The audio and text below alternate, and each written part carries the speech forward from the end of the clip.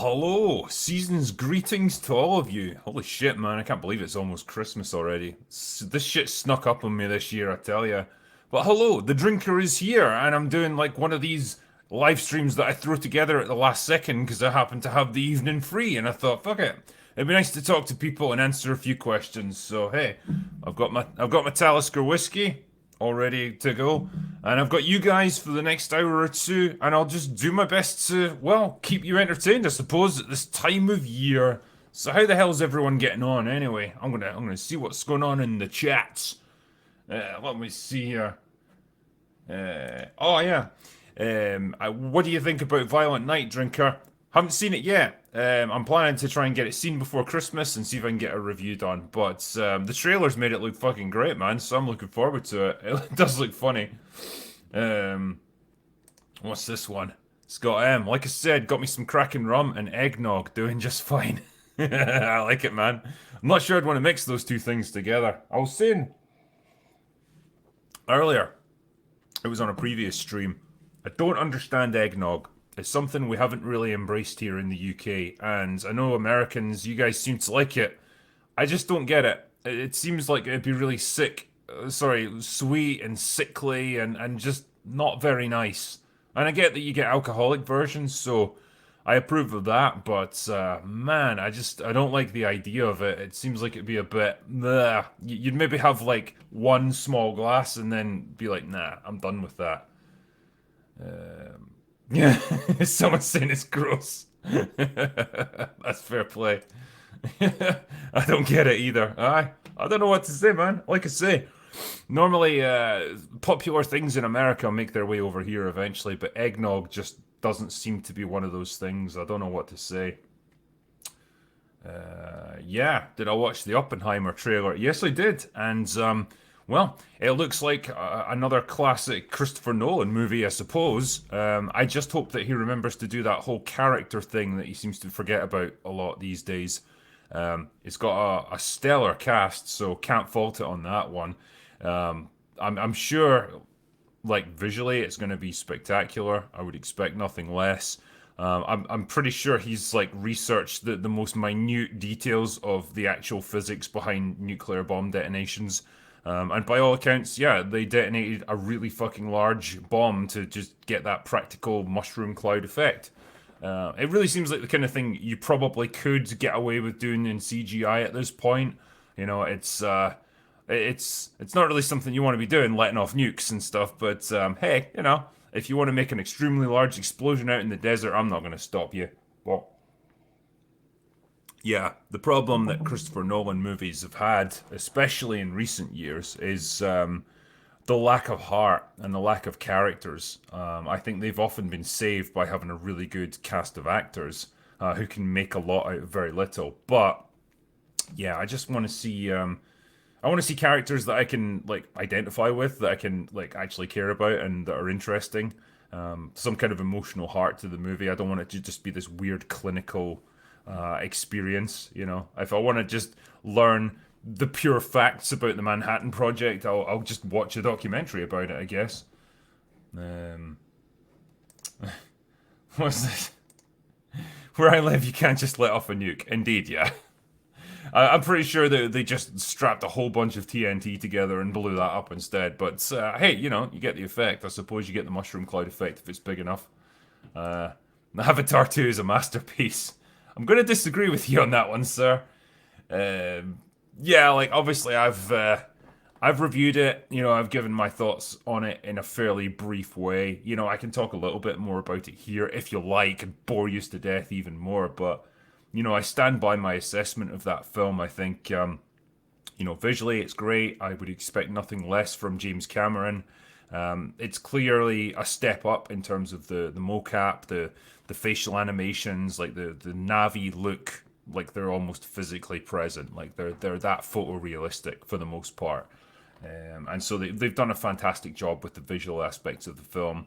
I like all the technology, the human technology that you see on display, like whether it's the attack gunships, the hovercraft, the cities that they're building. It all looks fairly real. It looks it looks practical. It looks usable. just like the the armor and the guns and stuff in Aliens. It looks like stuff that could actually fly. So that's all great stuff. The problems come in with, well, the story and the writing and the dialogue. It's awful. The dialogue particularly is just disastrous. Whenever he tries to like write dialogue between teenagers, it's very obviously what you get when you've got a 70-year-old man trying to write like contemporary teenage language. It's full of like bro, cuz, it's so made me cringe in the fucking cinema. And yeah, the pacing is just it's terrible as a result. Like the movie has a good opening, a good ending, apart from some really questionable character choices. But that bit in the middle where it essentially just grinds to a halt so that they can do an angsty teen drama, that's bad, man. And it's not like it just lasts for, you know, 20, 30 minutes. This goes on for a good hour, hour and a half at least. Like about half the movie's runtime is just this teen drama stuff that I don't care in the slightest bit about.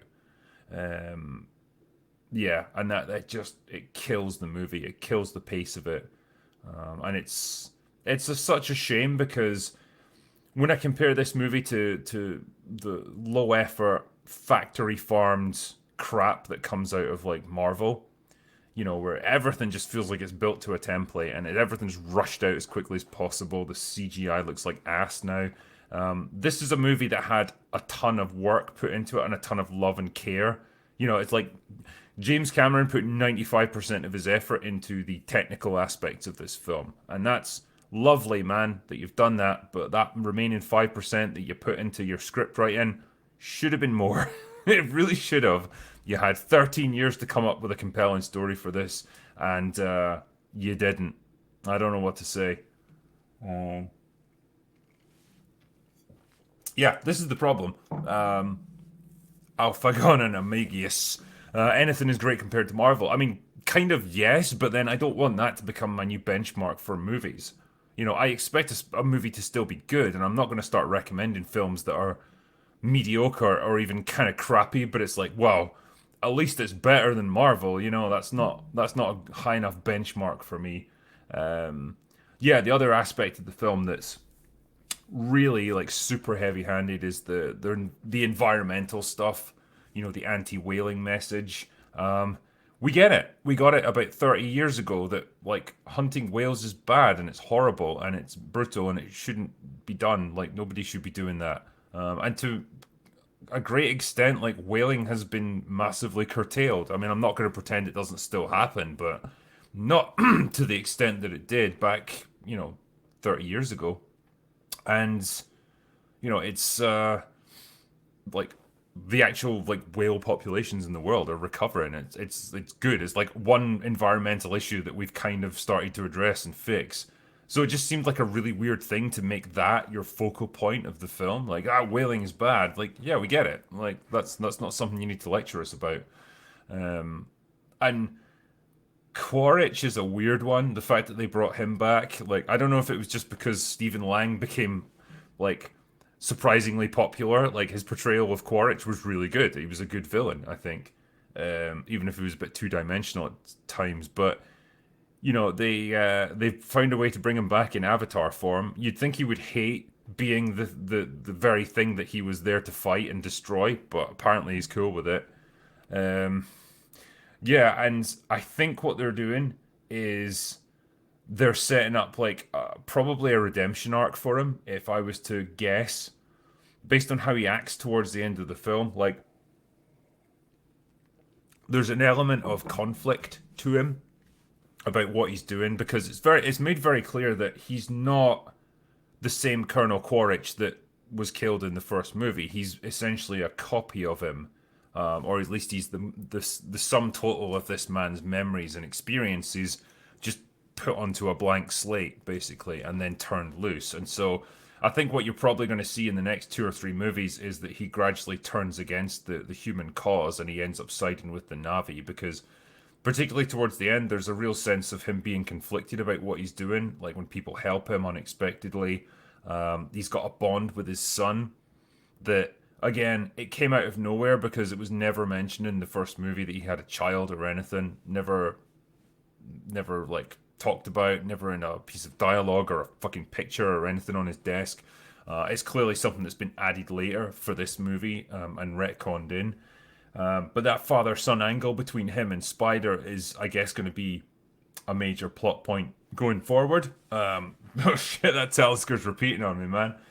Assuming that they even get more movies, like I know they filmed them back to back, and I know that the raw footage is ready to go for the next couple. But damn, man, there's a lot of post production still to do. And I think it was Chris Gore the other day who shared the slate of Avatar movies that are coming up. I'm just gonna see if I can bring this up actually, because damn, like they just never end.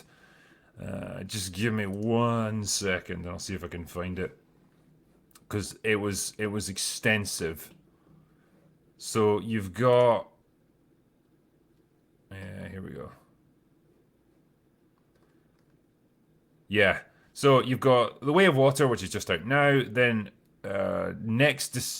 December 2024, you've got Avatar 3, The Seed Bearer.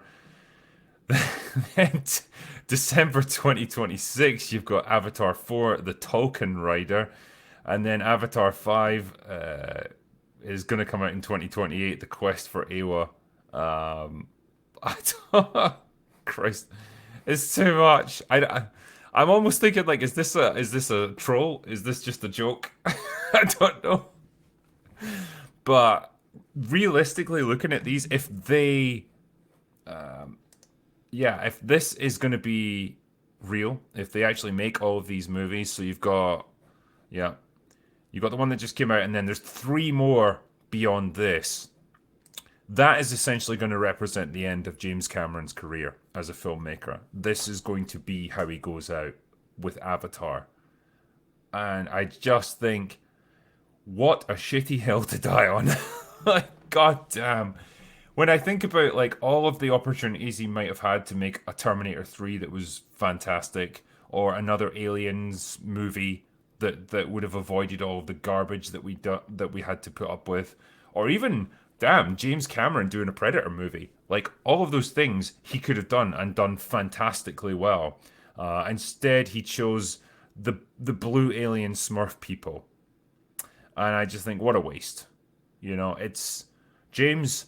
I know there's a shit ton of money at play here, but it can't be worth your time. Like, creatively as an artist, this cannot be worth your time. You must be better than this. Because what you're essentially getting here is a really expensive screensaver. And I'm going to pour myself more whiskey because of that. Because, goddamn, that movie. I kid you not, I was talking to Mahler about Avatar 2, and, he went and saw it, like, pretty much opening day, I think. And he was saying to me, like, he almost fell asleep at one point during the midpoint of the film because it was that boring. And he barely managed to hang on to consciousness. It was that bad. Yeah. Cameron should have done a Terminator prequel with the whole gritty future war stuff, god damn it. Yes, I mean, when you see those little glimpses that he does of the future war, it looks gorgeous. Like, the unrelenting battle, like the Terminators, like walking around dual wielding like the big pulse rifle things, like hunter killers getting blown up, and like flying Terminator units getting like shot out of the air. It looks incredible, and that's just like a little 5-minute segment at the start of T2, or the little flashbacks in T1. To have seen him direct Terminator Salvation, God, he could have made that a fantastic movie.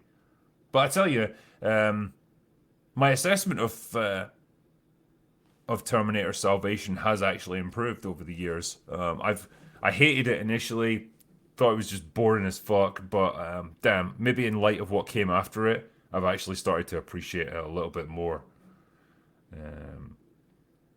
Yeah, Avatar niched his career. I mean, like, he'll make money out of it, I'm sure. Yeah, the box office for Avatar 2, I'm actually going to look at it and see where it's at now, because I think it apparently underperformed relative to estimates, and I think those estimates had been lowered already. So where's it at now? So Yeah, I mean, I'm sure it's dominating the box office, but where is it at?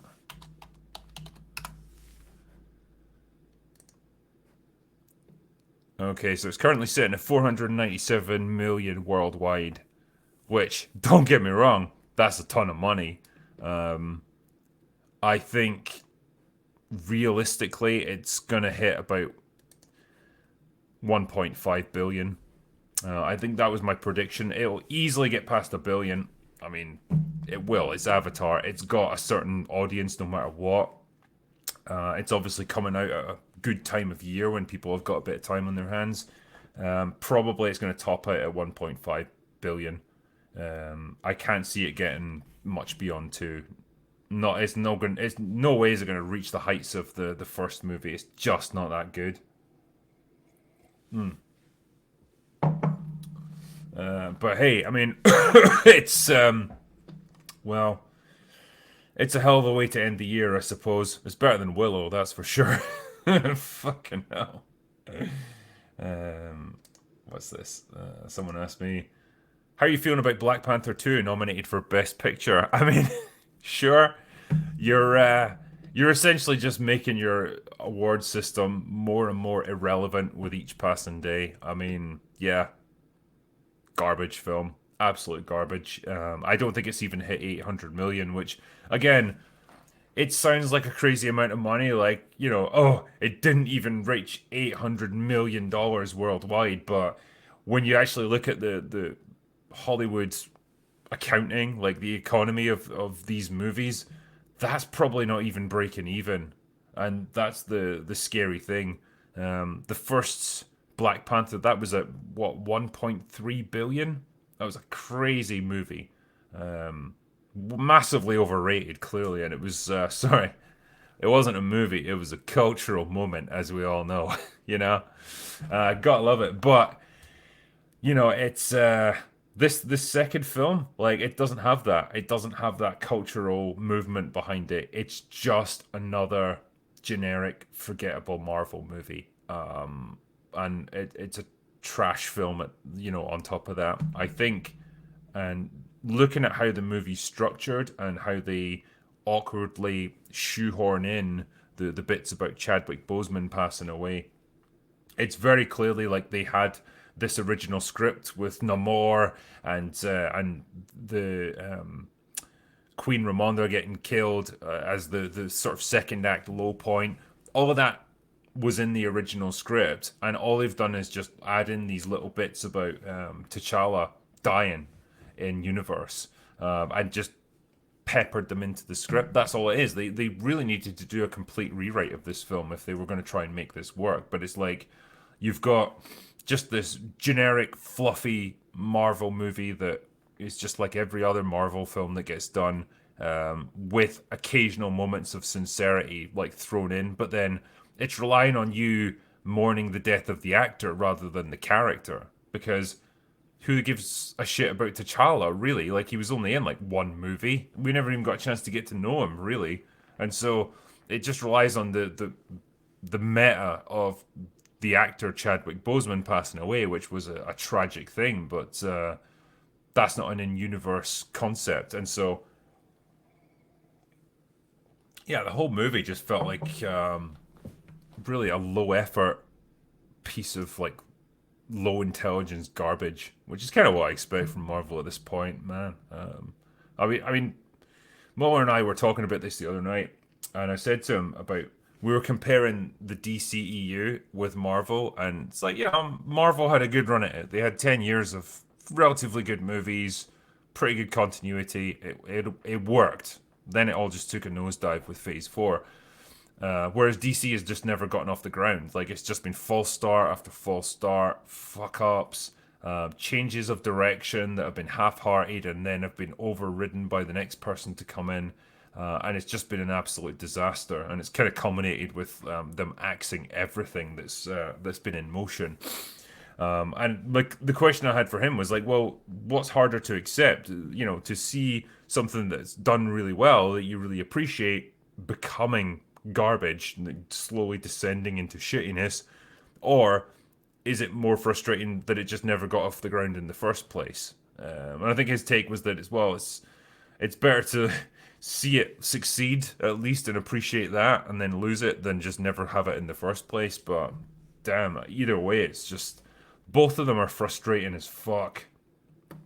Oh, here's a good question: would you rather watch Phase 4 or the DCEU? Uh, when I think about it, I think I'd probably rather watch the DCEU. And I can't believe I'm saying that, but at least even in the worst of the worst, like even in Batman versus Superman, you've got some fantastic action sequences with Batman just killing the shit out of all those guys in the warehouse. There's something there to get you engaged, and it's not, for the most part, it's not preaching at you, and it's not woke as fuck like Phase 4 became. So it's less insufferable, I suppose. So I think if I had to choose between the two, it would probably be the DCEU. I could take it warts and all rather than Marvel Phase 4 because that is just obnoxious. I think it's the fact as well, just the sheer hubris behind it. Um, yeah, staple my bollocks to a cactus. Hey, we need a drinker cinematic universe, a drinker verse, if you will. That's not a bad idea. Well, first of all, we'll get Rogue Elements done. And yeah, we'll see what we can do about making more movies or short films or God knows what else we come up with in our twisted brains. But yeah, my focus, I guess, creatively, apart from obviously doing two different YouTube channels at the same time, is getting the movie done. So we're deep in the process of like casting and all that lovely stuff of like seeking out locations to shoot and everything. The director has already produced like a 3D map of the sort of projected area where this is meant to be happening, like the buildings that it's going to be in. And it's trying to find a place that matches up with that more or less, or that we can shoot like location for location. So that's all good fun. But yeah, it goes beyond the limits of my feeble brain. I just do the script, man. That's what I'm there for. And yeah, I want to hopefully show up so I can yell action at some point and just pretend I'm a director for like 5 minutes. That'd be good fun. Yeah, it better be made for modern audiences. Well, of course it is. Ryan Drake is now a black transgender woman in a wheelchair because that's the kind of person I would definitely send behind enemy lines on a covert mission. Can't wait. My movie, that it would be funny actually if I just made my film woke as fuck, just to troll everyone. I'm not gonna do that. Don't worry. I wouldn't. I couldn't stomach it. Yeah, here we go. Who's controlling these shows and movies that choose to go woke, knowing well it's going to flop? As far as I understand it, a lot of it's determined by a company's ESG score. So environmental, social, and governance. Um, that's like the benchmark for whether a company or a studio is worth investing in. And if they don't meet those thresholds, then a lot of investment firms just won't touch them. And this is the funny thing, right? Because a lot of people who have money, they don't manage those funds themselves. They give it to a wealth management firm who does it all for them. They do all their thinking for them. That firm does their investments for them, and what they invest in is companies that meet that ESG score, and that applies to movie studios as well. So something like Disney, you want people to invest in it, the big people, not just like the little guys who are going to buy 2 shares or something because they just really love Disney movies, like the big guys who've got like millions of dollars to invest. Yeah, you have to meet that ESG criteria, and a lot of that is like pushing the message, um, and that's ultimately what it comes down to. If they don't do that, they don't get investment, and they don't get the funds that they need to make more films. And as sad as it is, there you go. That's the economy of modern movie making, I suppose. This is why, well, the future may just lie in independent films. People who aren't answerable to that stuff. They don't have huge investors that they have to satisfy. They can just get enough money together to get a film crew, get the technical guys, get some actors, tell the story they want to tell. And those are the movies that end up being fucking fun. Or you have the occasional, what do I even call it, like relic or holdover from different eras, where you've got guys like Tom Cruise who essentially form their own production companies that aren't answerable to the same investment criteria, who can just do movies that are crowd pleasers that people actually want. And that's why we got Top Gun Maverick. Didn't have to meet any ESG requirements. Didn't have to like preach any particular social messaging. Just got to focus on making a good end product. And look at the results: $1.5 billion in the bank. That's not bad. Here's a good one. Thoughts on Man of Steel? I don't. You know the weird thing, right? I don't hate it as much as other people do. I don't love it, and it's not a patch on the Christopher Reeve version of Superman, but as a start for Superman, for this slightly more conflicted, slightly more grey area Superman that Snyder wanted to bring in, I didn't hate it altogether, and I thought some of the action scenes were fine. I thought, yeah, they had some good casting on the go. But yeah, I can kind of understand, particularly people who are really into the comic book version of Superman, why they would hate it. So I'm not wed to it or anything, but I can kind of watch it as a normie and be okay with it, I suppose, and just enjoy it for what it is. But yeah, I'm not bought into the Snyderverse vision for what Superman should be. I think Zack Snyder should have been confined to doing dark stuff like Batman. I think he would have thrived there, but putting him in charge of the entire slate of DC on film was a fucking horrendous idea, and they shouldn't have done it. Um, I'm just looking here. Sorry, bear with me 1 second, because I know there's super chats that have been coming in while I've been babbling nonsense. So I'm gonna try and answer a few of them as I go. Let's see. So, what's this first one here? Oh damn, there's loads coming. Shit, I didn't realize. I thought there was only like maybe like 5 or 6. This is like shit. There's about 100 here. Okay, let me do a few of them. RRTNZ says, "Hail Drinker, you're accomplished in one genre. No, I'm not. I'm shit at it, but I try. What other genres, e.g., fantasy, sci-fi, or historical fiction, would you like to try?" So, oh man, it's weird. I had my own like publishers who were at me to do a fantasy series, and I said, "Look, I would like to do something like that, but to create an entire fictional world, not just like fictional characters that are existing more or less in the world that we live in, whole new worlds that are entirely from your imagination. I would love to do that, but I would need about 2 or 3 years to come up with all the ideas, the backstories, the lore, the geography, all that stuff to make the story somewhat like compelling and believable, I guess. And right now, I just don't have the time to do it. But you know, as a big brained idea that I'd love to pursue sometime, yeah, I'd like to try some fantasy, and I'd like to do a bit of sci-fi as well. Maybe not like hard sci-fi where it's like we transcended the limits of like human experience and stuff and like ascended to a different state of being, but like set a story 100 years in the future. Like, where would humanity be at that point? What would it be like when we start to spread out into the galaxy? I think when I watch things like what the fuck's it called? The Expanse. Yeah, I love that kind of level of technological development where it's like we've colonized the solar system, we've got like advanced spacecraft, but they're not like Star Trekky level where we can just warp right across the galaxy or anything. It's got limitations to it, and yeah, again, I think that's kind of an interesting thing to pursue. I did have a few ideas that kind of appealed to me, but fantasy and sci-fi would probably be my two chosen ones, I guess. Dan says, "I'm worried someone like Timothy Chalamet will be the new Superman. If James Gunn can cast someone like David Corenswet, then there's hope." Yeah, I mean, it's you have to hope that James Gunn's got a tiny little bit of common sense somewhere in there. I assume that he does, but yeah, you can't have a skinny Superman. It's not going to work. As much as I joke about how it would have been fun to see Nick Cage play Superman, I think it would have been it would have been a terrible movie. It would have been gloriously terrible, but terrible nonetheless.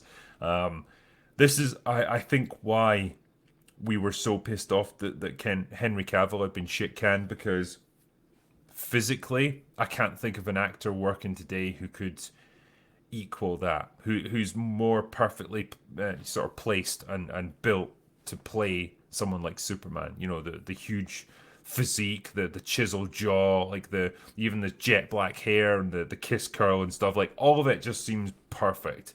And so to see that get so badly utilized and then basically thrown away, it's really fucking annoying. But yeah, I hope that they don't go that route. I know that from what I've heard, the Ta-Nehisi Coates Black Superman is also a project which is still in the works, which is just mind-boggling.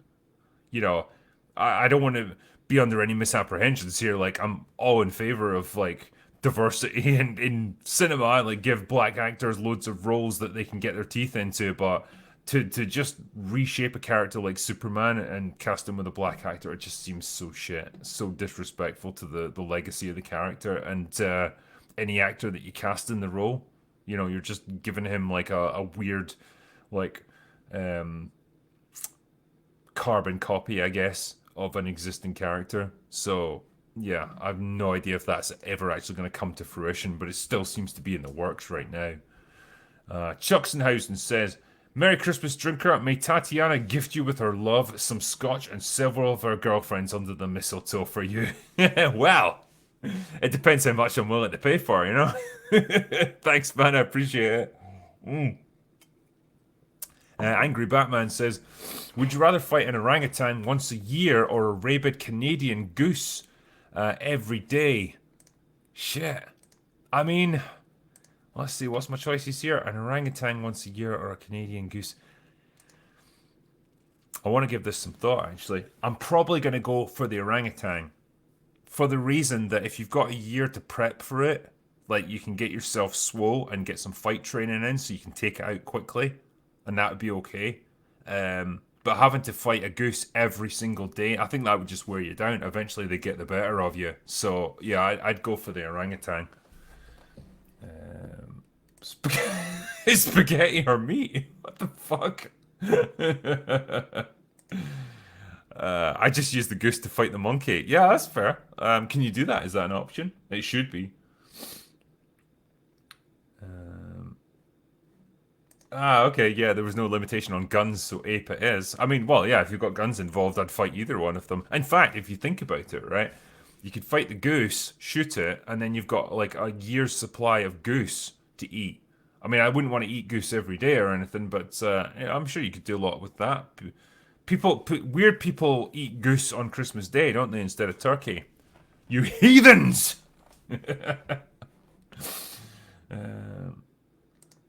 Apes have opposable fingers, do they? No, they don't. Isn't it like their thumbs are not long enough to match up with their fingers, which are too long. That's why they can't. That's why they can't evolve and manipulate their environment in the same way that we do. You give an ape a keyboard, he's fucked. We can just do this like absolute bosses, you know. That's why we're that's why we're here and they're there. Benjamin Stecker says, Merry Christmas, drinker. Merry Christmas to you, my friend. What do you think about the trailer for Oppenheimer? One movie that I'm actually looking forward to for a change. Cheers. Yeah, I mean, like I say, it all looks very scientific and clinical. And I'm sure he's going to have the actual, the historical fact down to a T and the physics behind atomic detonations. Can't wait to learn something from it. But just hope he's got the characters there, you know. He's got a great cast to work with, so yeah. Hopefully he's learned his lessons from Tenet, I suppose.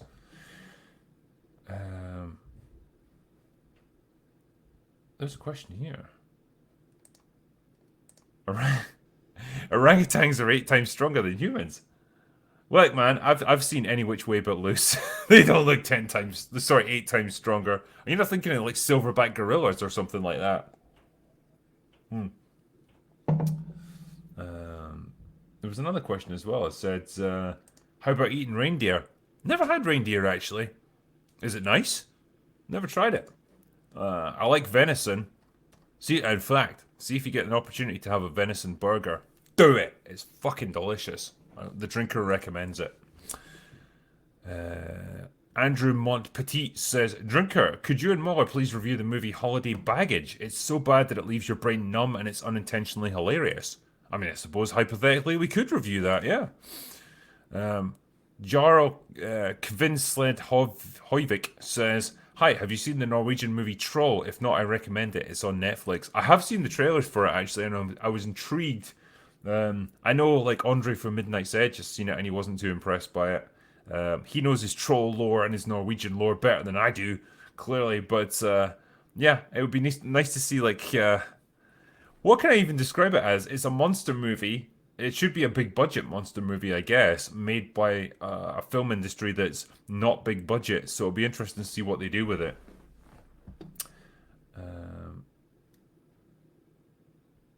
Yeah, Troll Hunter is better. Yeah.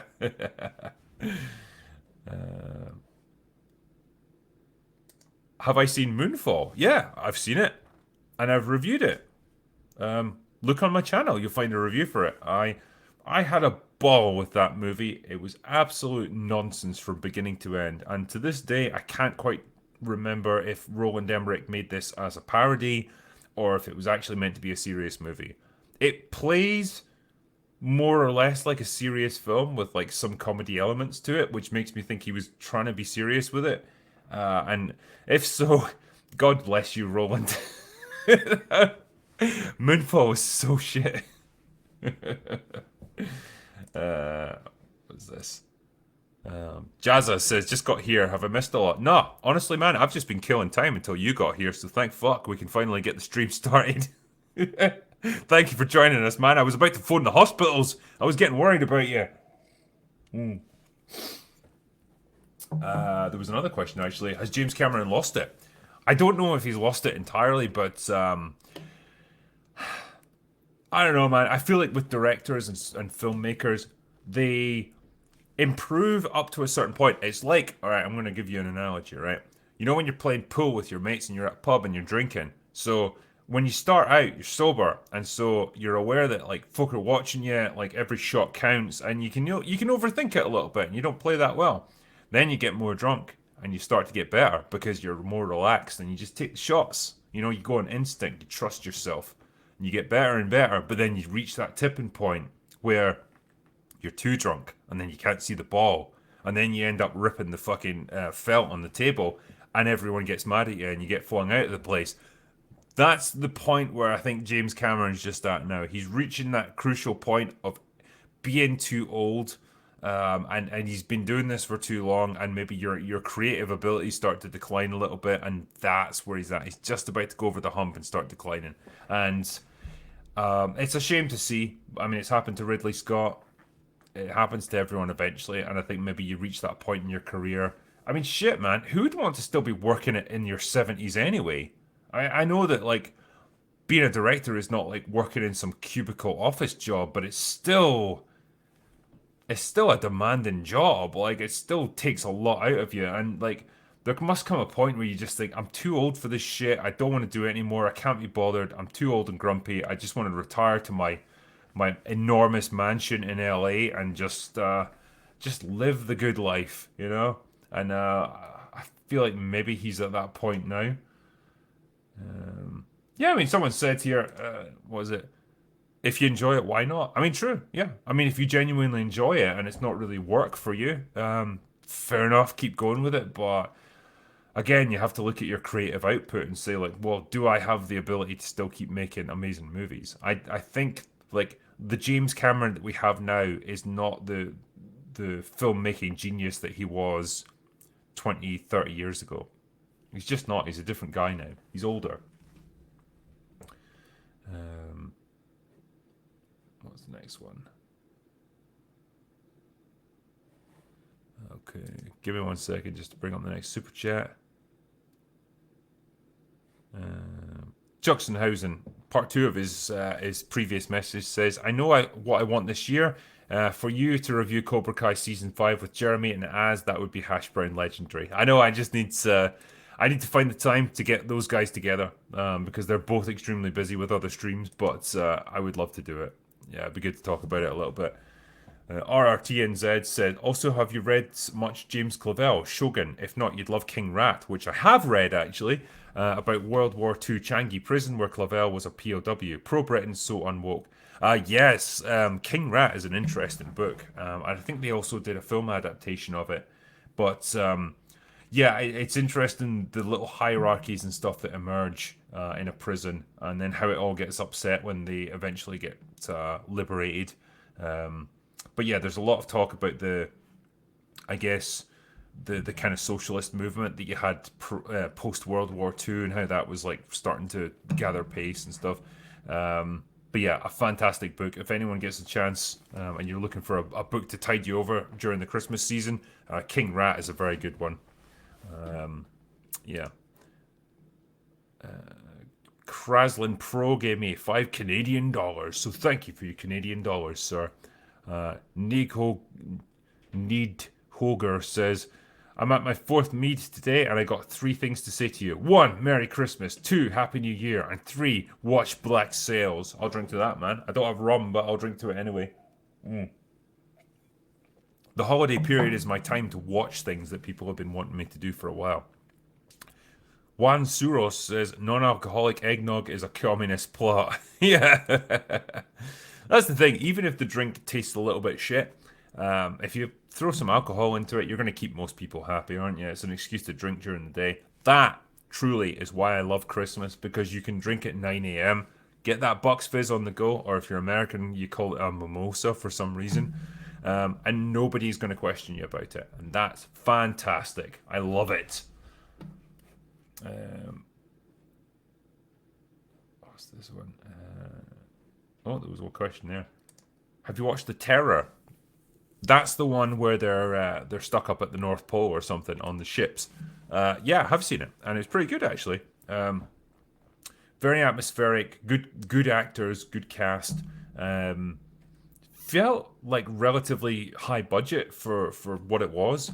I love this setting as well. Like I love this idea because it's based on like 2 ships that were trying to find the Northwest Passage, and so they're up at like the very top of like Canada or something, trying to negotiate all these like rivers and estuaries and stuff and if you're not quick enough, you'll get frozen over in the wintertime, and that's basically you for the next 6 months. You're stuck in the ice. You can't go anywhere.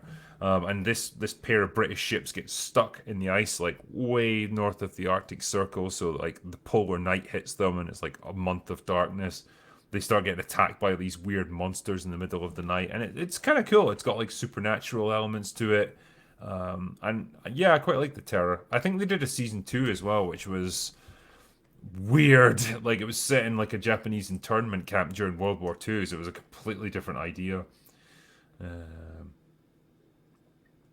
What's the next one? Oh yeah, thoughts on the original Pirates of the Caribbean film, like the first one from like 2001 or something with Johnny Depp. Fantastic, loved it. If that's the one you're thinking of, yeah, just a great fun movie, perfectly paced, great characters, great action scenes. Loved it. It was such an old-fashioned swashbuckling adventure, but done brilliantly well. And casting Johnny Depp as Jack Sparrow was a stroke of genius. I know it's overplayed now because he's done it so many times, but that first movie, they just nailed it. Yeah. What was the next one?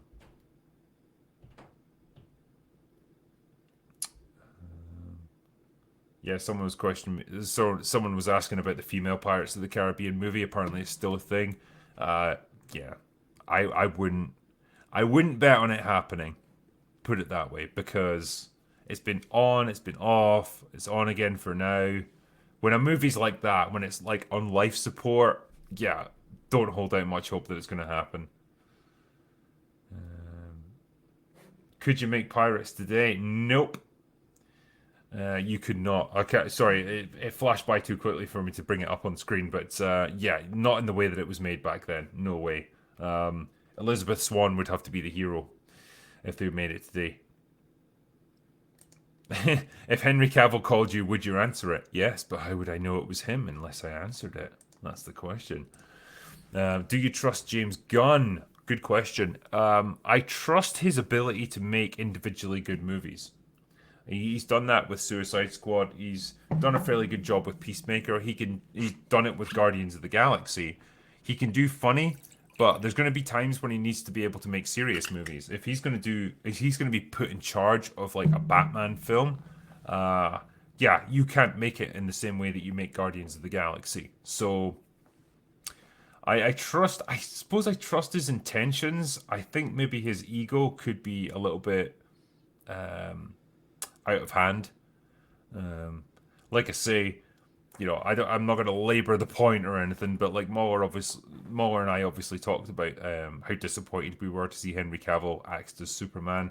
I think taking the actors and stuff out of the equation, what you had there was that announcement of another Superman movie with Henry Cavill was something that seemed to make pretty much everyone happy. Whether you were a Snyder fan, whether you were a Whedon fan, or any other kind of fan of DC, getting another Superman film with Henry Cavill seemed to make most people happy. And so to take that away is a bold fucking move. Like I can't imagine what they've got in store that would make them think, yeah, what we've got is better than this. That's going to make people happy. And I just think if you've been brought into a franchise like this that's in deep trouble, you should probably really listen to the fans. And one of your first moves shouldn't be to piss them off, I guess. Someone asked me here as well. Oh, come on. Ever try Japanese whiskey? Yes, I've got a bottle of Suntory whiskey on my shelf that I've drank on stream as well, and it's really fucking good actually. And this is coming from a guy who drinks Scottish whiskey a lot. The Japanese, their relentless focus on quality, which I'm sure is what drives them, it pays off, man. Because Suntory is pretty fucking good stuff. I'll say that. Yeah, it's not too bad at all. Yeah. Henry Cavill is Black Panther. Do it. Do it, you cowards. I want to see that. Yeah. For relaxing times, I always make it Suntory time. Ugh. Mm. Tell you what though, that Talisker is going down fucking good. Nice. I like this stuff. Anyway, I'll do a few more super chats here because I'm falling behind, and I don't like to fall behind. Mr. K says, how close do you think Avatar 2 will get to 2 billion? I think it will get 75% of the way. My prediction is that it will top out at 1.5 billion. I will happily eat crow if I'm wrong, but yeah, the way it's tracking right now, unless it has incredible legs, it's not going to get to 2 billion. So 1.5 is my estimate. George the Giant Slayer for $100 fucking. Jesus Christ, man. You gotta calm yourself down. This is out of control. Says, all hail drinker. There's something to buy a nice bottle of for the holidays. Happy Christmas. Thank you very much, man. Honestly, I appreciate that. It was great to have you on Open Bar the other week. And yeah, we'll have you back again, I'm sure. But yeah, thank you very much. I will put that to good use. The Gourd King says, what will the DCEU be without Adam of Color? Yeah, I mean, God bless The Rock. He seemed to take it on the chin, and he released a fairly diplomatic response to this whole thing. But yeah, the result is that Black Adam's been shit canned. They were counting on this to be like $1 billion movie. It never got anywhere near, and well, in some ways it's a shame because it was completely non-woke. It was just I guess an old-fashioned comic book movie, and if it had been released 10 years earlier, I think people probably would have liked it. But people are just a bit tired of this, and I think you've now, as far as comic book movies go, especially in DC, you've got to be something exceptional to grab people's attention, and Black Adam just wasn't that. I think The Rock's star power on its own isn't enough to sell a movie anymore, and yeah, what can I say? Like, it didn't make money, and so they they are not moving ahead with more of them. So,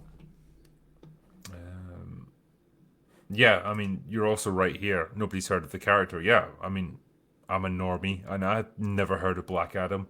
I don't know if he's a big deal in comic book circles, but I didn't know who he was.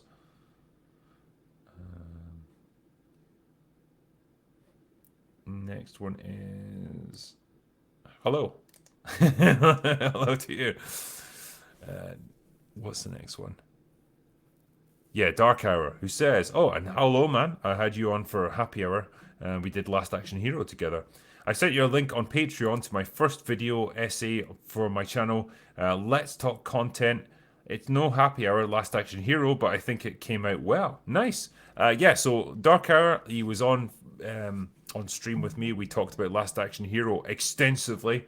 And yeah, still conflicted views about that movie.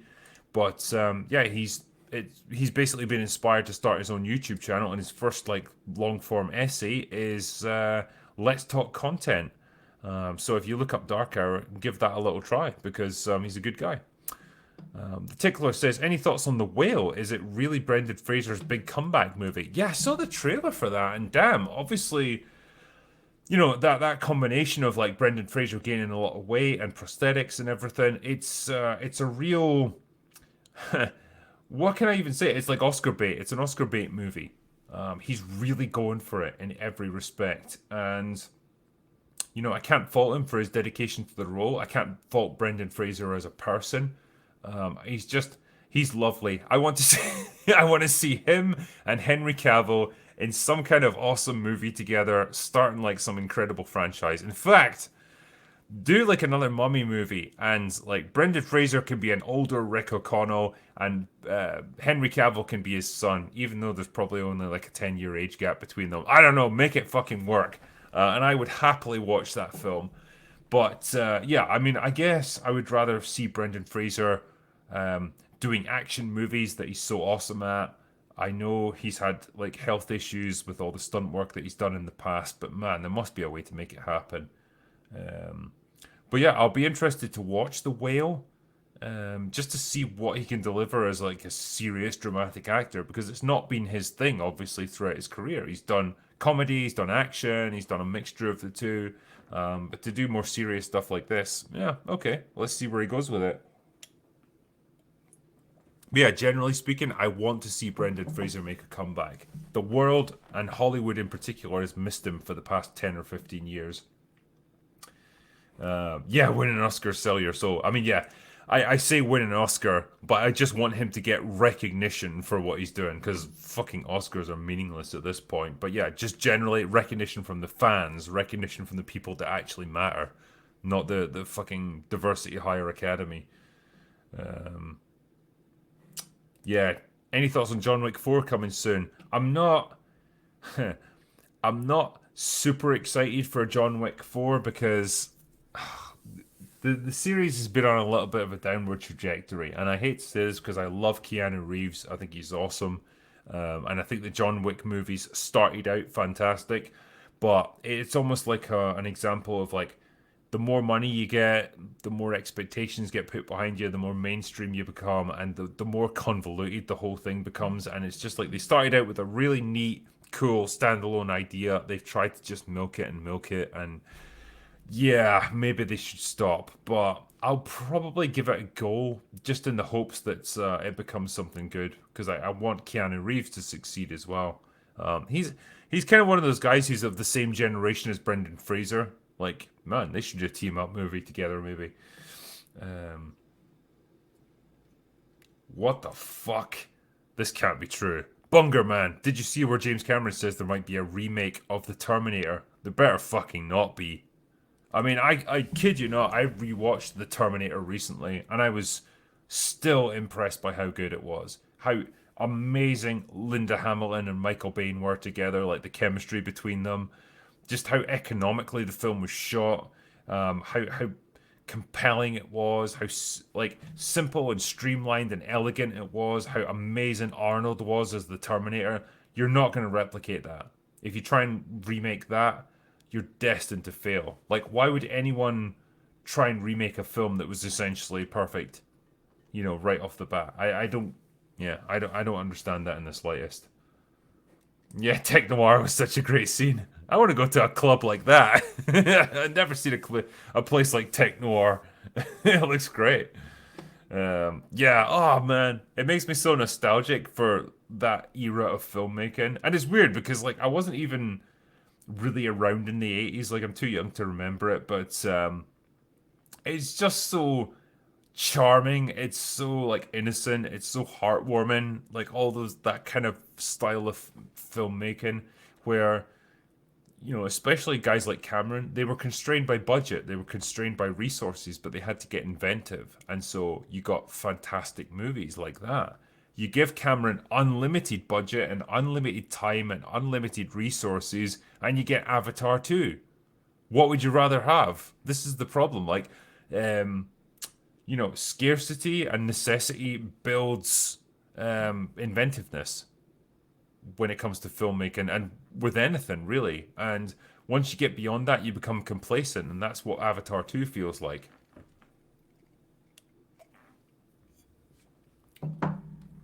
Yeah, constraints breed creativity. The 80s were in full display in that scene. They absolutely were, yes. I mentioned as well on Twitter, right? Because the gun that Arnold uses in that scene, like he has the laser sighted, I think it's a Colt 45. Yeah, it looks like a Colt 45 long slide off the top of my head. I know that the laser sight that they had on it was like a really old fashioned one that wasn't normally available on guns, and it needed like a proper battery pack to power it, so it had to be like a cable that went up Arnold's sleeve. But it looked cool as fuck, like a laser sighted gun. I don't know why a Terminator would need a laser sight, but he just did. But then he switches over to an Uzi for like close combat with Michael Bain, and I just thought, damn, I miss Uzis in movies. We used to get them all the time in the 80s and the early 90s, and then they just like were done. They were replaced by other guns. And there's just something kind of fundamentally cool about them, like an automatic submachine gun that you can hold in one hand like a pistol. I just love it. I bring back Uzis. Make Uzis great again. That's what I say. Um, yeah, the Uzi 9mm. Oh, this is a good question actually. Tarantino actually thinks the 90s are a better movie era than the 80s. Thoughts? So, if you were to say to me the early 90s, I would agree with you.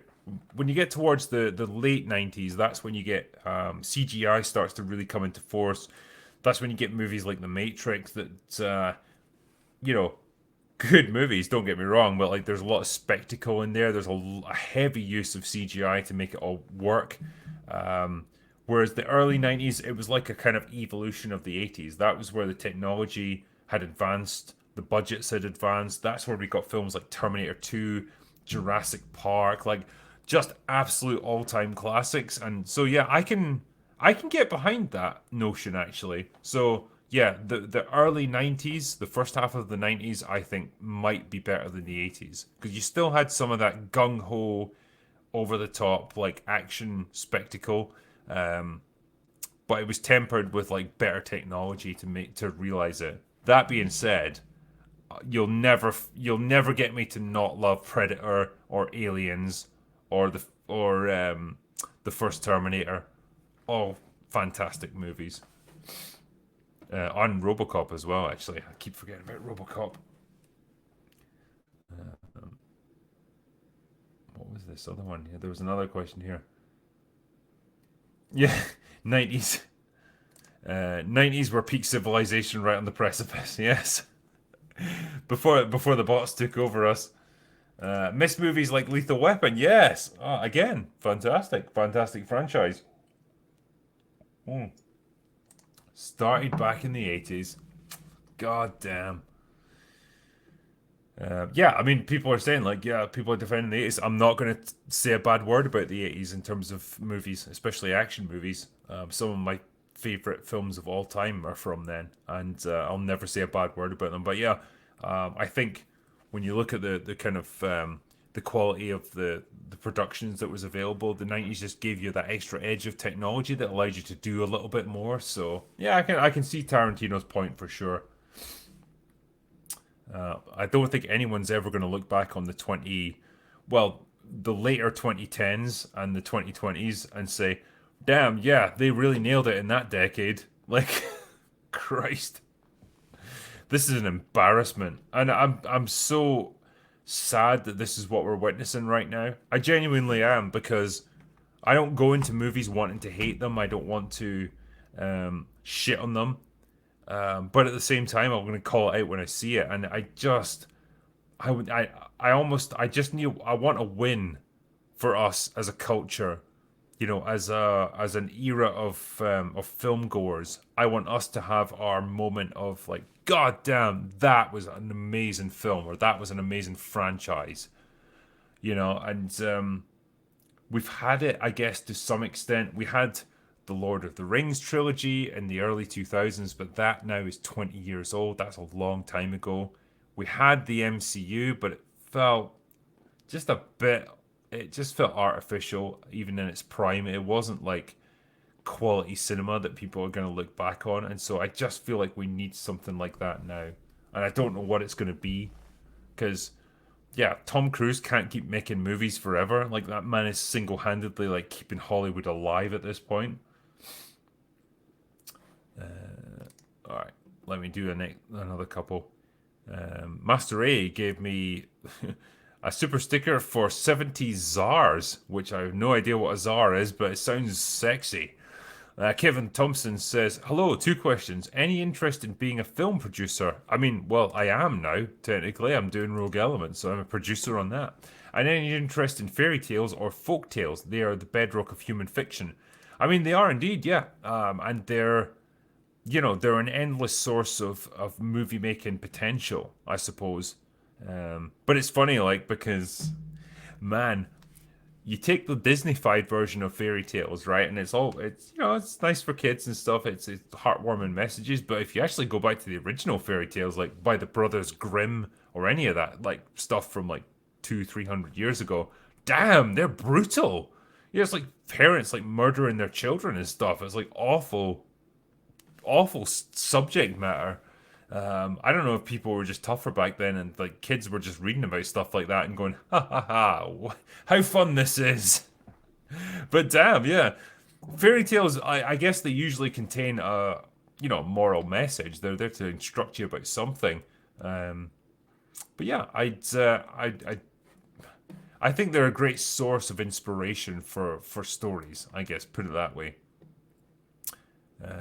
Torsten says, James Cameron doesn't do what James Cameron does for James Cameron. James Cameron does what James Cameron does because James Cameron is James Cameron. James Cameron, South Park. Yeah. I mean, he's a unique filmmaker. He's one of those very rare breed of filmmakers that's reached that point where he can just make any film he wants. If he puts his name behind something, he can get it done. He did Titanic and became obsessed with submersibles and like exploring shipwrecks and stuff. So he decided to spend the next couple of years like exploring the fucking Bismarck at the bottom of the ocean and making a documentary about that. Why? Because he's James Cameron and he can. You know, it's a great position to be in, I suppose, because you can indulge your every whim and every fancy. But at a certain point, you're making films not for you, but for other people. And I guess you have to be conscious of what they want and what they expect. And maybe, a different filmmaker might have said, well, what do people want more? Do they want a good Terminator movie? Or do they want another Avatar film? I don't know, man.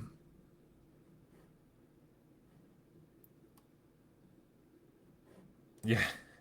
We need a movie about the Bismarck. Would be rad. Listen to Sabaton. They made a great fucking track about the Bismarck. Actually, it's really catchy. Um, but yeah, there is actually a great movie, and I don't get this opportunity very often. But I can reference a movie from the 1950s called "Sink the Bismarck," where it's just a pretty more or less accurate account of like the Bismarck going to sea in World War II, the battle against the Hood, and it blows the shit out of that thing. And then the British like devote everything they've got to sinking this fucking ship because they hate it so much and they know they can't allow it to escape. and it actually portrays both sides pretty fairly. I think the Germans are not portrayed as rabid, Nazis. They're just guys doing their job, and trying to stay alive. And it's yeah, for an old black and white movie from like the 1950s, it's actually pretty good. And this is an era where they would use big model boats to like fight each other and shoot, and when they blow up, it's all like real models getting blown up and all pyrotechnics and stuff, and it just looked great. I love old movies like that of like either spaceships or battleships shooting at each other, and when they blow up, it's like real pyrotechnics going off. I think it looks great. It's done in slow motion to make it look more realistic, but yeah, I like it. Um, yeah. Okay, next one. Joel. Sorry, sorry for the delay there. There's always a slight delay when I'm waiting for my super chats to come up. Joel says, "Evening drinker. I don't know if you're a big hit into historical films. If yes, or even no, are you aware of the epic history film about Napoleon coming out starring Joaquin Phoenix, directed by Ridley Scott?" Yeah, so I'm all in for this. I love Waterloo. It's one of my favorite war movies because it's so incredibly epic. Like this was again, it was directed in 1970. So this is way before they could use CGI to like, mass produce armies. It all had to be done with extras on screen. And I think it was done as a joint production in the Soviet Union. So they basically conscripted 20,000 Soviet soldiers to be like either Napoleon's or Wellington's armies for the big battle scenes. And it's just incredible. For sheer spectacle, you cannot top Waterloo. And I think Rod Steiger's performance as Napoleon was fantastic as well. But I'd be interested to watch this. Who knows if Ridley Scott has still got something in the tank? I mean, excuse me, after Alien Covenant, I'm not sure, man. Yeah, the ABBA, the ABBA soundtrack was so moving. I feel like I've got the hiccups as well from that whiskey. But yeah, who knew that ABBA could do like historical instructional songs? But there you go.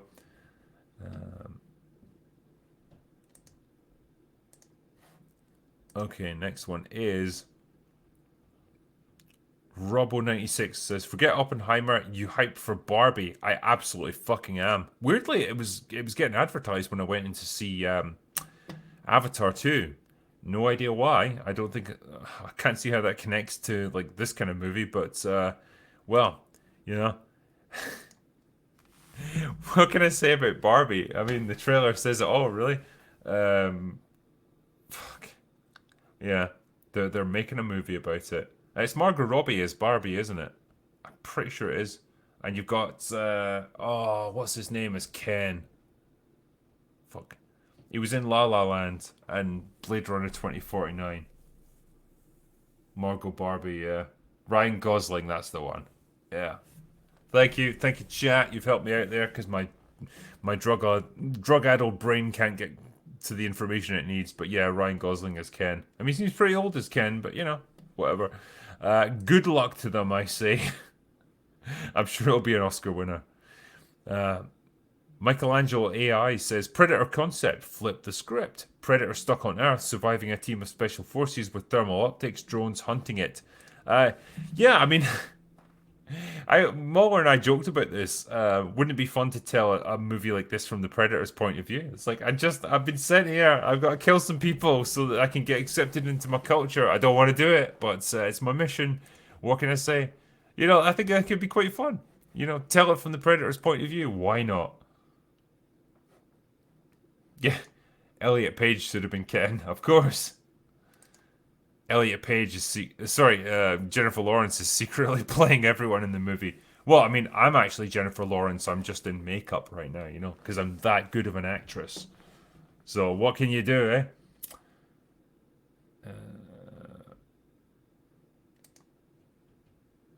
Predator POV movie would be so interesting, yeah. Hey, you could almost like tell Predator from the Predator's point of view, like the first movie. It's like, man, I don't want to. I don't want to go shooting these guys. Like they seem like nice people, but well, I've got my mission. What can I say?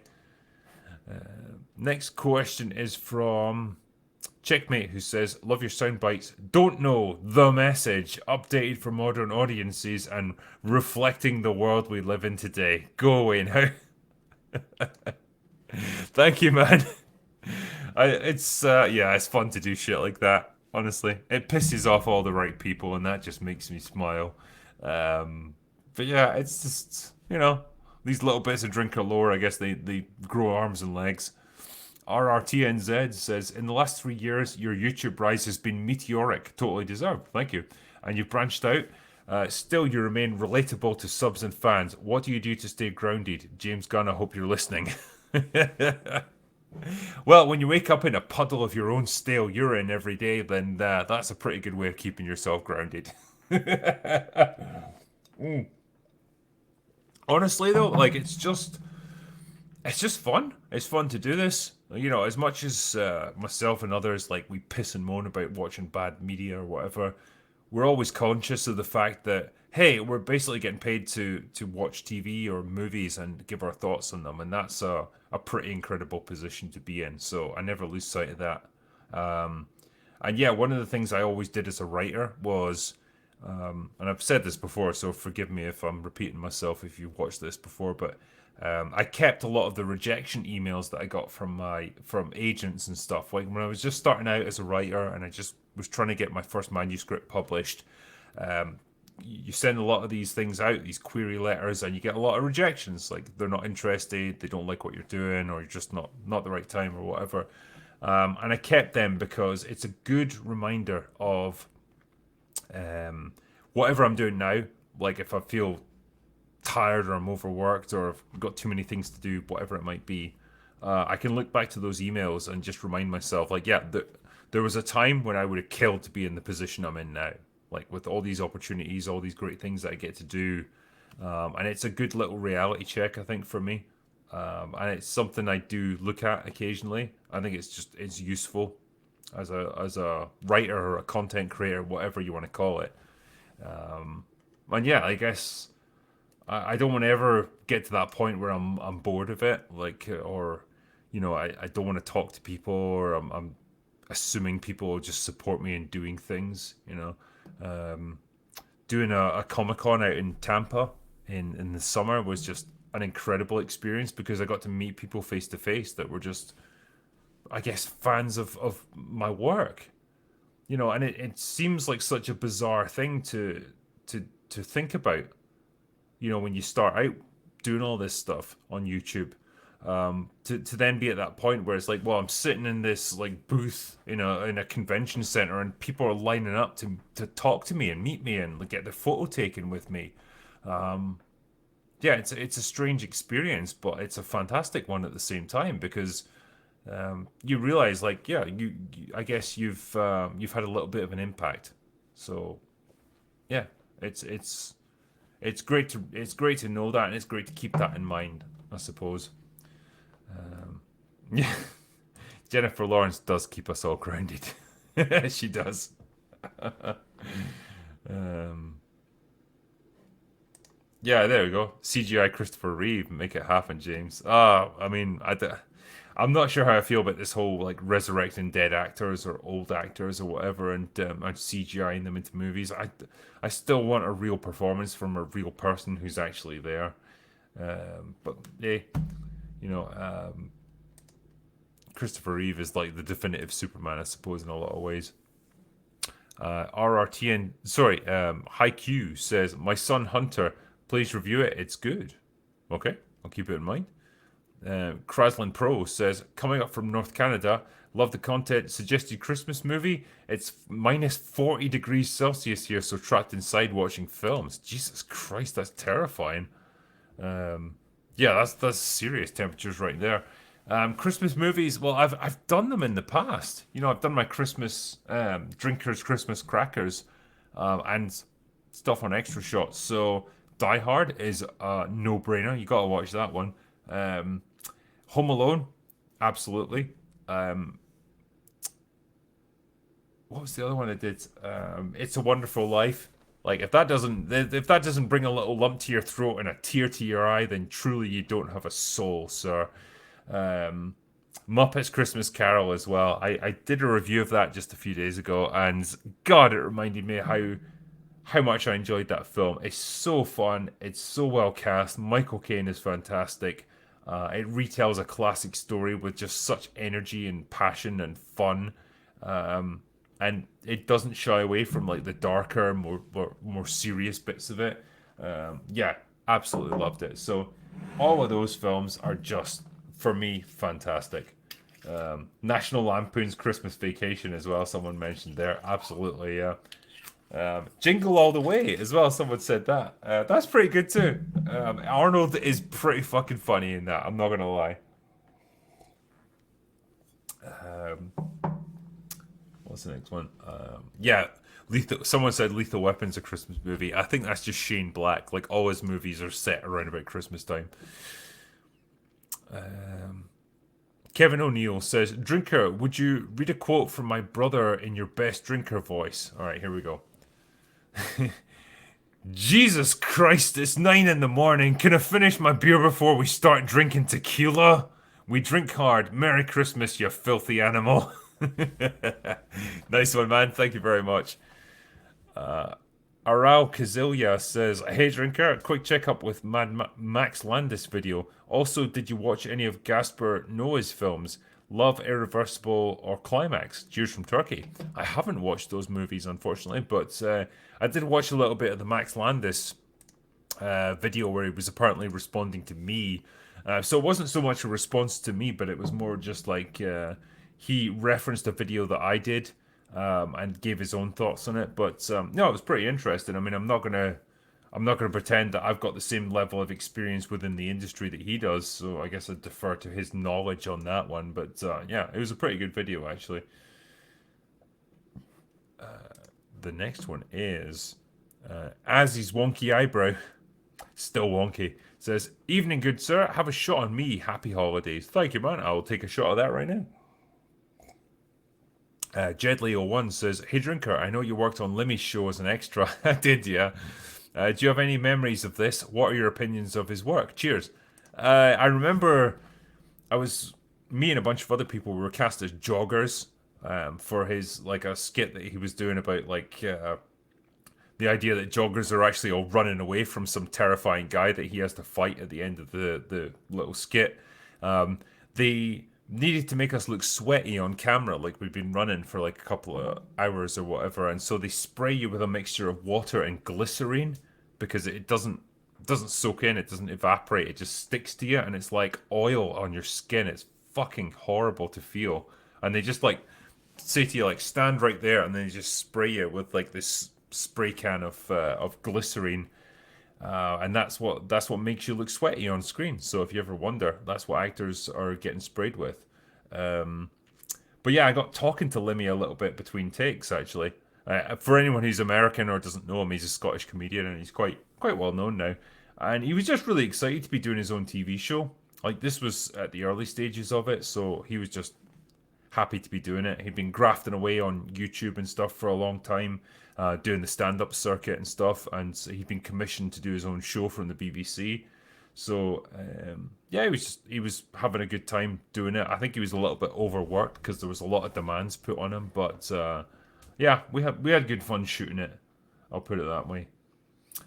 Um, the next one is Gunstar1 says, "Merry Christmas, drinker. What are your thoughts on Cavill's 40k series and films? How could one pull that off? That's a lot of lore to work with. Thanks for keeping me sane these past few years." Yeah, it really is. Like, with 40k, I don't think you could start it in the present day. Or, sorry, when I say present day, I mean, like, the sort of present of Warhammer 40k. I think you need to give, like, this. You need to build the building blocks of it. So I think you'd have to do, like, the Age of Strife, like um, the rise of the Men of Iron and stuff like that, and then the Age of Strife, the rise of the Emperor, the Unification Wars. All of that stuff needs to be covered to give people the backstory that they need to get bought into this. I mean, I think um, it's an incredible universe. There's an incredible amount of lore to it, And so it would be great to see it represented on screen, but I just don't know where you'd start with it. Hopefully, Henry Cavill, he's a massive nerd when it comes to Warhammer 40k. So if anyone can make it a reality, it'll be him. But damn, that is a job and a half for you, sir. And yeah, you're going to struggle as well to represent the Space Marines on screen without making them look either ridiculous or just normal, played by human actors. Because they're meant to be genetically engineered super soldiers that aren't even really human anymore. They're about 7 feet tall. They weigh about 350 pounds each. They're just insane monsters, so I don't even know how you'd represent that on screen. Never mind the Primarchs that are about 8 feet tall, or the Emperor, which is about 9 feet tall. So, shit, man, there's a lot to try and deal with there. Um, but I'd love to see that universe represented on screen with a decent budget. I think it could be something incredible if it's well handled. Michael, yeah, all played by Lyco Serra. Yes, he's definitely the guy to play people like that. Yeah, let's hope it's not another Doom. Yes, absolutely. We do not want that. Um, okay, next one is. Sorry. Uh, ETWTV says, "Love your work. Believe that. Any chance we can have a full open bar stream videos a little sooner after the live streams? Thanks." Yeah, I mean, I am sorry about that. Like, what I tend to do is I'll get an open bar stream and I take it from my main channel, upload it to my second channel. I usually like chop it into little pieces first so people can get little chunks of it because as I've discovered, not many people are willing to sit through like a 3 hour live stream, but they are willing to sit through maybe a 10-15 minute little chunk that's relevant to a specific subject. And so what I tend to do is like before I re-upload the whole thing, I'll take little pieces of it, re-upload them as drinkers chasers, and let people enjoy that a little bit, and then put the full lot back up. But I know it's not an ideal solution. Maybe some people they missed the live stream or they only caught the tail end of it. They just want to see the whole thing right away. It's just I do it as quickly as I can, basically. So I apologize if it pisses some people off. I'm trying to please the most number of people here, I suppose. Kevin O'Neill says Avatar has a certain guaranteed audience. Do you mean like Star Wars used to? Yes. Well, I mean, it hasn't burned bridges like Star Wars has, but yeah, I think as we were saying in other live streams, Avatar, for all the money it's made, it never had a cultural impact. It's not like Star Wars. It's not like Star Trek where people talk about it years later and it spawned like this crazy offshoot of different TV shows and all that stuff because people were so fascinated by it. It feels like a gigantic flash in the pan rather than a real cultural touchstone. And so, yeah, I just I don't think it's got the same built-in audience that you would get for something like Star Wars. I just don't think it's there. Kraslin Pro says, "Hey, is YouTube the only platform you stream on?" Yes, it is. I don't do Twitch or anything like that because their terms of service are abusive, sir. And if I'm streaming, I want to be able to swear and cuss and stuff as much as I want and get naked potentially. It just depends what the urge takes me. But yeah, even when I'm streaming gaming content, it's done on YouTube. And it's relatively easy for me to do as well. Straight from the PS5 to YouTube. Easy stuff.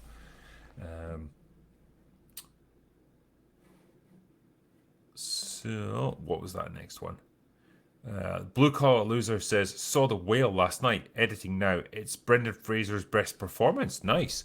He deserved the 8 minute standing ovation. Looking forward to you seeing it." Good. I mean, yeah, like I say, it's great to see Brendan Fraser getting the recognition he deserves because I just love him as an actor. He seems like a hell of a nice guy. Seems like he also got kind of screwed over by Hollywood. So, yeah, to see him making a comeback is fantastic now. Wish him the best. Anon42 says, first time messaging, I've appreciated your work for years. How much longer do you think it will be before the studios finally have to change course due to continuously losing money? Well, we're seeing it now already, aren't we? We're seeing it with Warner Brothers. They have run out of money and they can't do this garbage anymore, and that's why you bring guys like David Zaslav and James Gunn in, who are cutting projects left, right, and centre because they're saying it's not working anymore. We have to make money now. Other companies like Disney have more money behind them, so it takes a lot longer for that shit to happen. I know the ESG stuff is an ever present threat, but I think when you get to the point where you literally don't have any money to release films anymore, you have to cut ties with that stuff and just say, right, we're out for ourselves now. We're a business. We're out to make money. Give the people what they want. That's where Warner Brothers are at. I think give it another couple of years and Disney will probably be in the same position if they don't change course already. And yeah, like companies like Amazon, well, they make their money from outside ventures. You know, it's all about their retail. That's how they make money. The studio stuff that they finance for Amazon Prime, that is just a thing that they do on top of that. Like they can afford to do it because they have the revenue. But yeah, even something like Rings of Power, the amount of backlash against that, even they can't be entirely immune to it. But I think, like I say, Warner is the first domino that's fallen, but it's not going to be the last. And I think it's the change is starting to happen now, and I think the next 12 months are going to be very interesting in the world of movie making.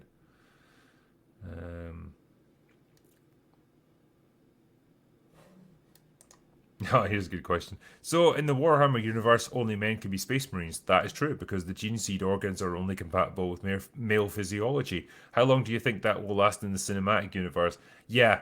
Well, if Henry Cavill is in charge of it and he actually gets his way, then it will last forever.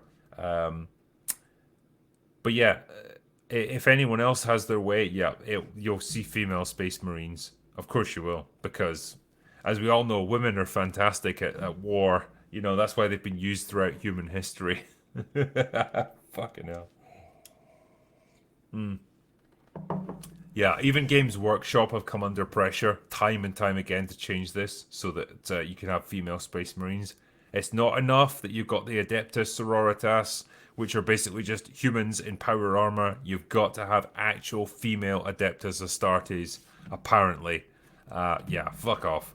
If you're gonna pick your like your best possible people, your best possible fighters from any planet, it's gonna be men because they're bigger and stronger.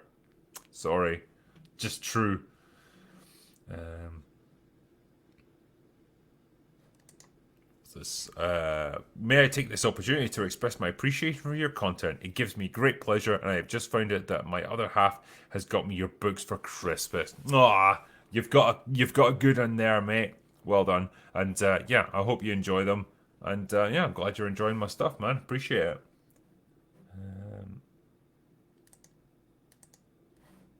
All right, next one is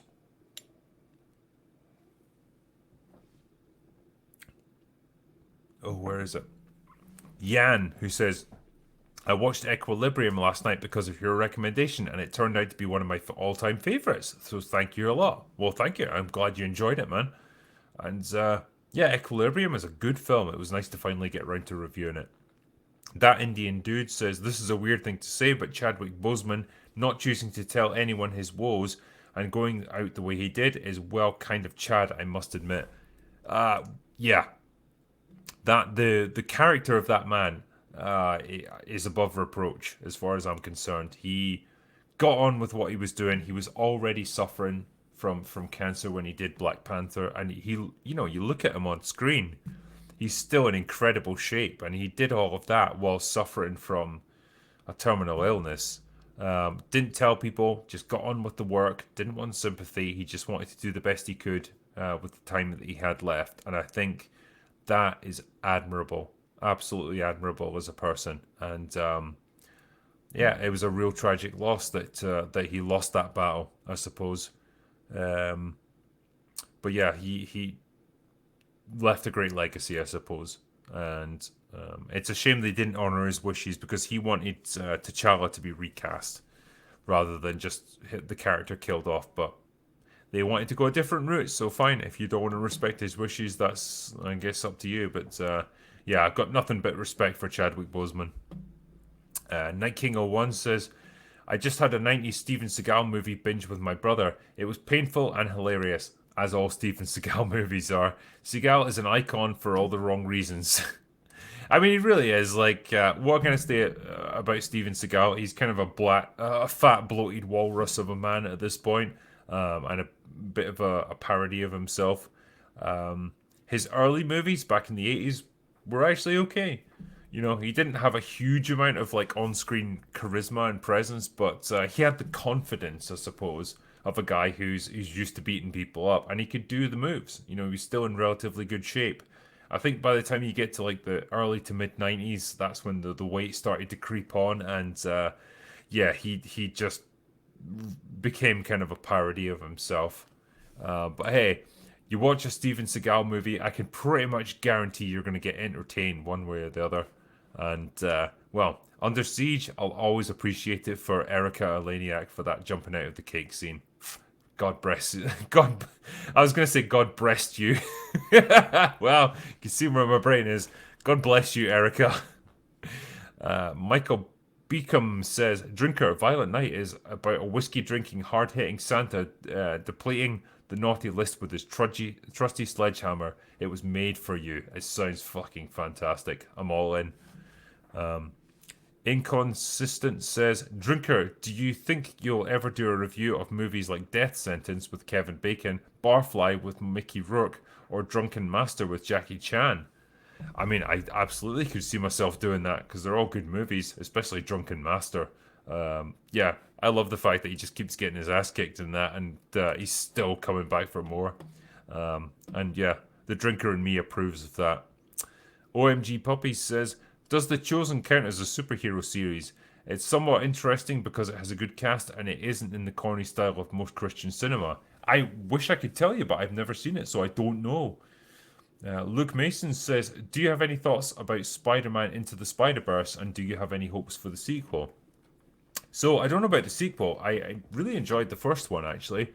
Yeah, Into the Spider-Verse, I thought, you know, we'll leave aside the discussion about whether Miles Morales is Spider-Man, because it's a multiversal type thing.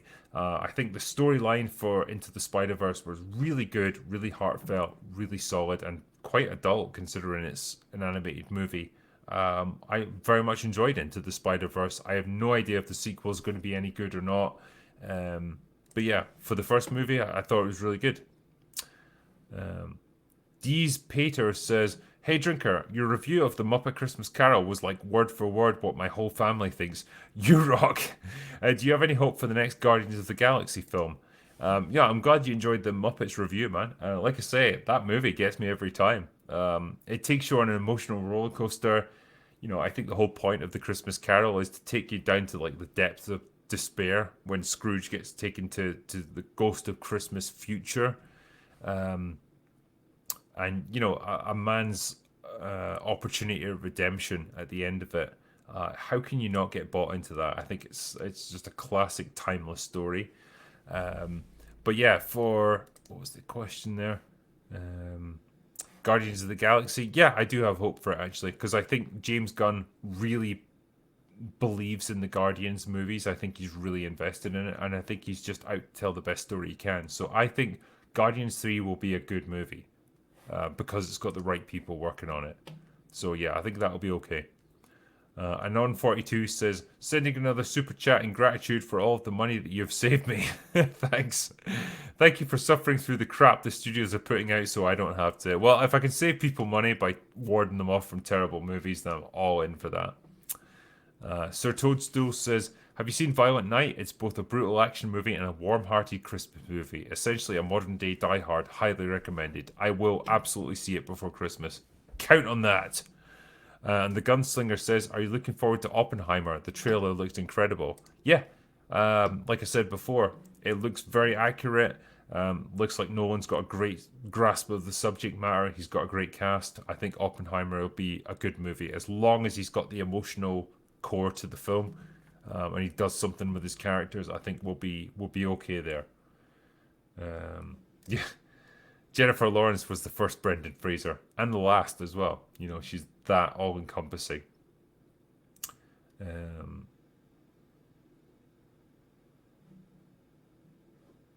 what was this one?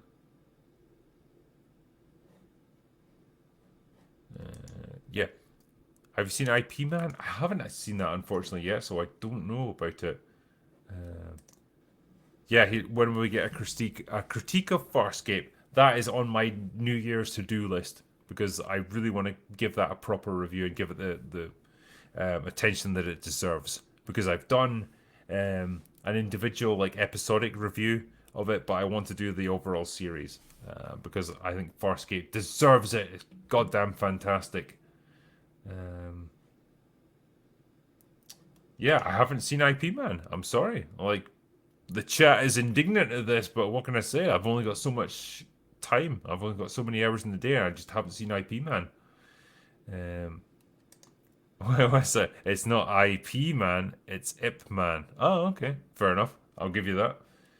Farscape. Yep, fantastic. There was Claudia Black there with Aaron's son.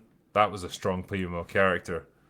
20 years ago, I was still in high school. I was still a young pup when Farscape was out. Now look at me, a broken ancient shell of a man. But listen, I have been doing this for I don't know, what is it, like an hour and a half, 2 hours or something like that. I don't think I'm going to get through all the super chats tonight. As fantastic as it has been talking to you guys, I might have to call it a night for now because I'm having trouble focusing on the screen. This whiskey really gets to you after a while. But I will do a catch up stream where I'll catch all of the remaining super chats that I've missed out on tonight. But I want to say to all of you guys, um, well, in case I don't get to speak to you before Christmas, I hope you have a fucking fantastic Christmas with your families, with your friends. I hope you make merry. I hope you have a great time. And just enjoy yourselves. You know, appreciate the time that we have here. Um, and just yeah, make merry in this season of goodwill, I suppose. I hope you get the opportunity to do that. And I want to say as well to my mods who've all throughout this year have done an absolutely fantastic job moderating all of my live streams. I'm not going to get all mushy or anything, but you guys do a fantastic job. Often at short notice because I don't plan anything in advance. But I appreciate all the work that you guys do. You've been awesome. Um, whether it's Rennie, whether it's Lance, whether it's Big Daddy MRI, whether it's Mr. Brown Alliance, whether it's Lady Gravemaster, all of you guys have done an incredible job. And I appreciate you all. And yeah, I hope you guys have a great Christmas and I hope you have a fantastic 2023 as well. I wish you guys all the best and I thank you for joining me for all these live streams, for supporting my channel, for sending me super chats. Yeah, it's you guys have made this what it is, and you've allowed me to start doing things even outside of YouTube, like making movies now and stuff. Like that's kind of cool, and I'm only doing it because of you, because you've been able to support it. And like I say, I don't want to labor the point, but I just want to appreciate. I want to express my thanks to all of you guys. So yeah, the critical drinker is signing off for now, and Merry Christmas to you all, and go away now.